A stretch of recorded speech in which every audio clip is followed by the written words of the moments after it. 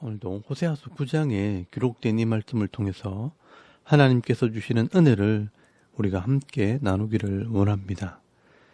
여러분이 호세아서 9장 말씀에도 계속해서 이스라엘 백성들을 향한 하나님의 책망의 말씀이 기록이 되어 있습니다. 여러분이 하나님께서는 지금 이 북쪽 이스라엘 백성들에게 하실 말씀이 참 많이 있습니다. 처음에 이 솔로몬이 우상을 섬기고 어긋난 길을 갈 때 하나님께서 여로보암을 불러서 이 솔로몬의 나라를 반으로 나누어 이 북쪽에 10지파를 주면서 네가 만약 다윗처럼 이 하나님 말씀을 순종하기만 한다면 이 나라를 너에게 다 줄 것이라고 약속을 했었습니다. 그런데 막상 이 여로보암이 왕이 되고 난 뒤에 욕심이 생겼습니다. 사람들이 자기를 따르고 왕을 높여주니까 교만해져서 이 하나님의 약속을 버리고 이 단과 베델에 금송아지를 만들어서 우상을 섬기는 나라로 만들어버린 것입니다. 그래서 하나님께서 그 집을 심판하시고 이 바사를 불러 왕이 되게 했지만 그도 역시 이 금송아지 우상을 버리지 않았습니다. 그래서 시므리를 불러 그 집안을 심판하고 또 이 시므리는 오므리에게 죽임을 당하고 이제 오므리에게 모든 것을 맡겼더니 이 오므리의 아들 아합은 한술 더 떠서 이 선조가 만든 금송아지를 섬길 뿐 아니라 이방 여자 이세벨을 데리고 와서 바알과 아세라 이 이방 신을 왕궁에 들어놓고 섬기게 된 것입니다. 그래서 하나님께서 도저히 안 돼서 예후를 불러서 이 아합의 집을 치게 하신 것입니다. 그래서 이 예후가 이 아합의 집과 이세벨의 집을 다 심판하고 바알과 아세라 우상을 다 치워버렸습니다. 그래서 하나님께서 이 예후의 왕위를 지켜주시겠다고 약속을 했고 이 예후의 왕조 4대를 지켜주신 것입니다. 그런데 이 예후 왕조의 아들들이 하나님께서 지켜주시는 이 왕위를 감사하지 않고 금송아지를 섬기고 엄행을 하는 것을 멈추질 않는 것입니다. 그래서 하나님께서 더 이상 이 북쪽 이스라엘에게는 기대를 하지 않게 됩니다. 그래서 이 예후 왕조를 심판하시고 내버려 두니까 자기들끼리 치고받고 난리가 난 것입니다. 여러분, 예후 이후에 44년 동안 4번의 반역을 일으키면서 왕권 다툼을 하게 됩니다. 어제도 말씀을 드렸지만 이 예후 왕조의 마지막 아들 스가랴가 이 살룸에게 반역을 당해 죽고 이 살룸은 머나헴에게 반역을 당해 죽고 이 머나헴은 아들 버가이아에게 왕위를 넘겨주었지만 곧이어 이 버가이아는 베가에게 반역을 당해 죽고 이 베가는 호세아에게 반역을 당해 죽게 됩니다. 여러분, 북쪽의 수도인 사마리아 성에는요, 칼부림이 난무하고 이 정권 때문에 늘 다툼이 일어나고 백성들은 지도자가 썩어 빠졌으니 온갖 미신과 우상과 음란이 가득한데 통제할 사람이 없는 것입니다. 그래서 여러분, 오늘 호세아서 9장 1절 말씀에 보시면 이스라엘아, 너는 이방 사람처럼 기뻐 뛰놀지 말라.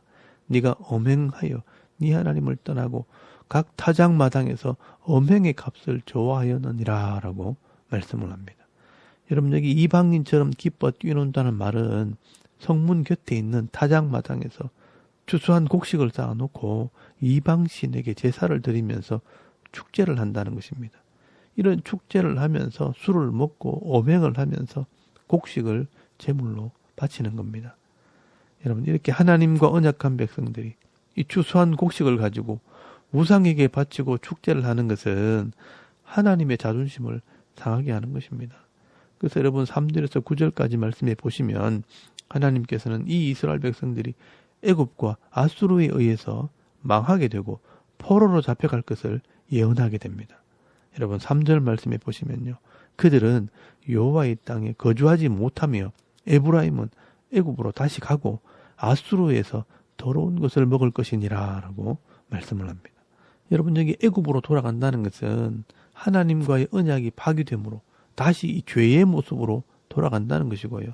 또 아수르에서 더러운 것을 먹는다는 것은 아수르에 포로되어 잡혀갈 것을 말씀하는 것입니다. 그리고 4절 말씀에 이제 더 이상 이 이스라엘 백성들은 하나님을 예배할 수 없는 자들이 된다라고 말씀을 합니다. 그들은 여호와께 포도주를 부어 드리지 못하며 여호와께서 기뻐하시는 바도 되지 못할 것이라. 그들의 재물은 애곡하는 자의 떡과 같아서 그것을 먹는 자는 더러워지나니 그들의 떡은 자기의 먹기에만 소용될 뿐이라 여호와의 집에 드릴 것이 아님이니라 라고 말씀을 합니다. 여러분, 여기 여호와께 포도주를 부어드리지 못한다는 것은 전제를 드리지 못한다. 이 더러워져서 예배를 드리지 못한다는 말이고요. 또 그들의 재물은 애곡하는 자, 이 상을 당한 자의 떡을 먹는 자와 같이 더러워졌다라고 말씀을 합니다. 그리고 그들의 떡은 자기들 먹기에도 부족하게 된다라고 말씀을 합니다. 그리고 5절 말씀에는요, 명절이나 절기에도 아무것도 할 수 없습니다. 너희는 명절 날이나 여호와의 절기의 날에 무엇을 하겠느냐? 이방 땅에서 아무것도 할 수 없다는 것입니다. 그리고 6절 말씀에는요, 애굽으로 도망가도 비참하고 황폐하게 된다고 말씀을 합니다. 보라, 그들이 멸망을 피하여 갈지라도 애굽은 그들을 모으고 노브는 그들을 장사하리니 그들의 은은 귀한 것이나 찔레가 덮을 것이요 그들의 장막 안에는 가시덩굴이 퍼지리라 라고 말씀을 합니다.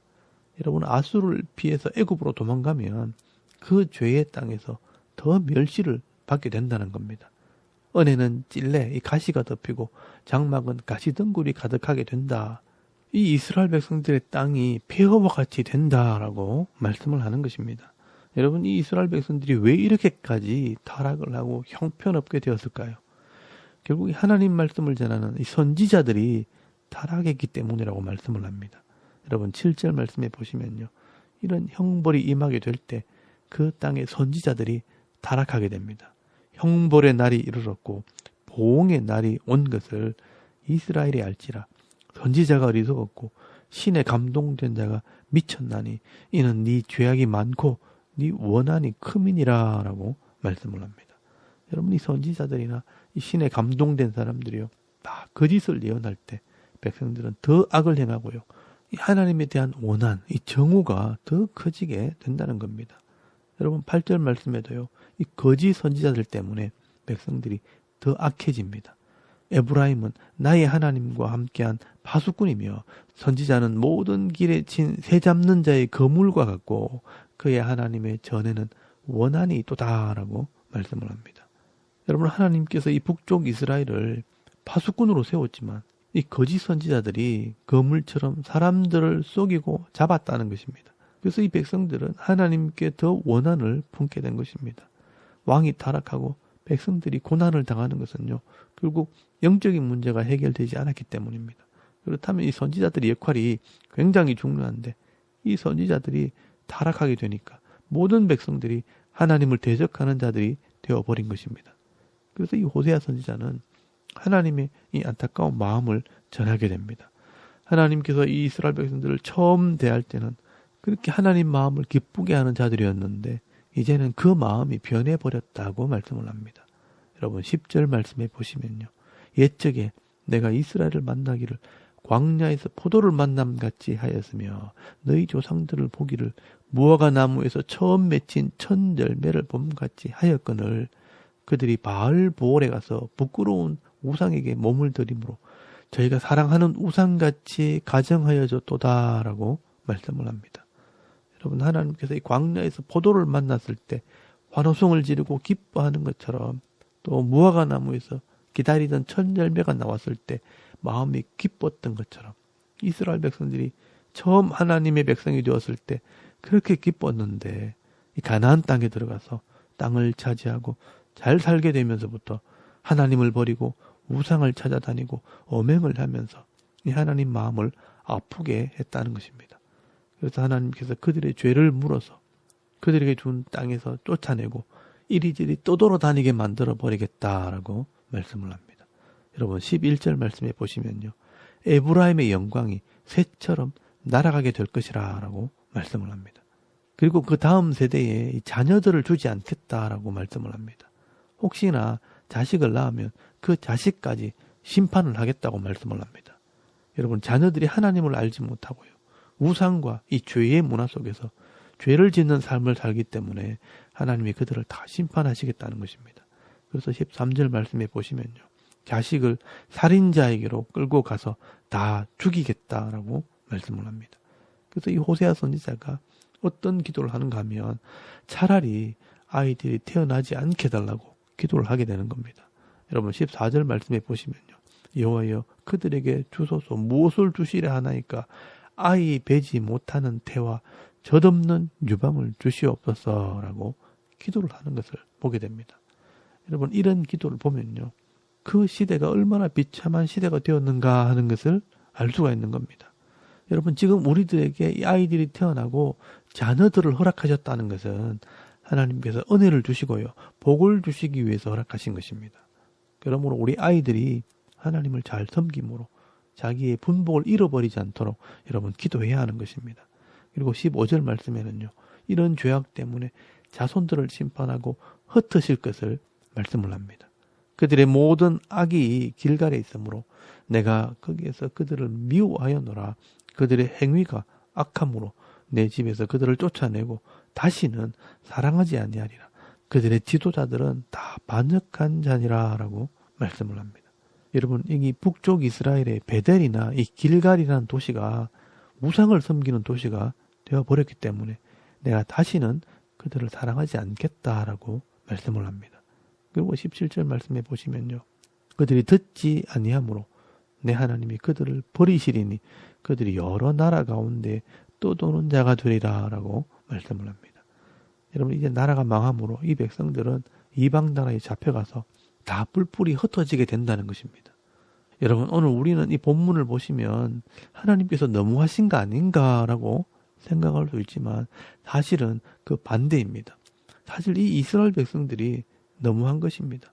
하나님께서 그렇게 은혜를 베풀고 복을 주시고 모든 약속을 다 지켜주셨는데 이 사람들이 간사하고 교만해져서 그 모든 이 하나님의 은혜를 잊어버린 것입니다. 수많은 선지자들을 보내고 또 하나님 말씀을 들려주어도 내게 아무 상관없는 것처럼 여긴 것입니다. 그래서 하나님께서 할 수 없어서 어쩔 수 없이 자기 백성들이지만 심판을 하실 수밖에 없는 것입니다. 여러분 시편 107편 10절에서 11절까지 말씀해 보시면요. 사람이 흑암과 사망의 그늘에 앉으며 곤고와 쇠사슬에 매이는 것은 하나님의 말씀을 거역하며 지존자의 뜻을 멸시함이라 라고 말씀을 하고 있습니다. 제가 몇 년 전에 남아공에 간 적이 있습니다. 그때 이 말씀을 묵상을 하게 되었습니다. 여러분 남아공에 갔을 때 얼마나 환경이 좋고 먹을 게 많은지요. 끝도 없이 들판이 있고요. 양들도 있고 포도밭이 있는데 그 좋은 환경 속에서도요. 여러분 흑인들이 사는 동네 가보면요. 양철 집에 살면서 먹을 게 없어서 굶어가면서도요. 술을 먹고 알코올 중독이 되고 또 어린아이들이요. 배가 불러 임신을 하고요. 사람들이 어떻게 저렇게 살 수 있나 할 정도로 비참하게 사는 것을 보면서 이 사람들은 왜 이렇게 사는가 하는 생각을 했었습니다. 그때 이 시편의 말씀을 보고 깨달았습니다. 하나님께서 정직한 마음을 주시고 또 풍성한 환경을 주었는데 이 사람들이요. 하나님 말씀을 거역하고 지존자의 뜻을 멸시하게 되니까 이 사람들이 이렇게 비참하게 살게 되는구나 하는 것을 깨닫게 된 겁니다. 여러분 지금 이 북한도 마찬가지입니다.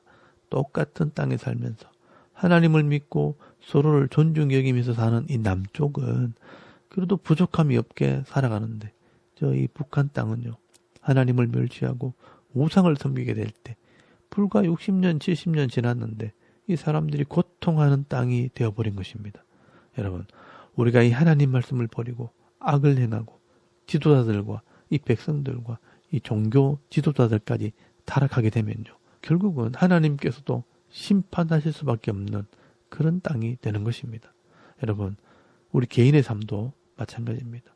우리가 하나님을 존중히 여기고 이 하나님 말씀을 순종하게 될 때 부족함이 없는 인생이 되게 하시겠다라고 약속을 하셨습니다. 여러분 시편 1편 말씀에 보시면요. 하나님을 경외하는 자는 악인의 길을 따르지 않고 죄인의 길에 서지 않고 오만한 자의 자리에 앉지도 않습니다. 오직 여호와의 율법을 즐거워하여 주야로 묵상하는 자는 시냇가에 심은 나무가 철을 따라 열매를 맺으며 그 잎사이가 마르지 아니함 같으니 그가 하는 모든 일이 다 형통하리로다 라고 말씀을 하고 있습니다. 여러분, 이런 사람들이 복 있는 자라는 것입니다. 그러나 하나님을 멸시하는 자들은요, 안타깝지만 하나님께서 심판하시고 흩으시겠다라고 말씀을 하게 됩니다. 여러분, 이 악인들은요, 바람에 나는 겨와 같이 다 흩어지게 됩니다. 오늘 이 호세아서 9장 17절 말씀에도요, 그들이 여러 나라 가운데 떠도는 자가 되리라 라고 말씀을 하게 됩니다. 여러분, 오늘도 우리가 이 역사의 교훈을 살피면서 이 하나님 마음을 깨달아서 이 하나님을 존중히 여기고 또 이 하나님 말씀대로 순종함으로 우리 세대도 복을 받아야 되겠지만 다음 세대까지 이 하나님의 은혜가 넘어가서 자자손손 대대로 이 복을 받아 누리며 살아가는 저와 여러분의 이런 영적인 삶의 모습이 되실 수 있기를 주의 이름으로 축원합니다. 아멘. 우리 잠깐 기도드리겠습니다. 오늘도 이 하나님 마음을 기쁘시게 하는 성도의 삶을 살게 하옵소서. 또 나라와 민족을 위해 이 섬기는 교회와 우리 가정과 이 자녀들을 위해서 또 개인의 기도 제목을 따라 기도하고 오늘 하루 삶을 또 시작할 수 있기를 바랍니다. 다 같이 우리 하나님께 한번 기도드리겠습니다. 살아계신 하나님 은혜를 감사합니다. 오늘도 이 아침에 하나님을 예배하게 하시고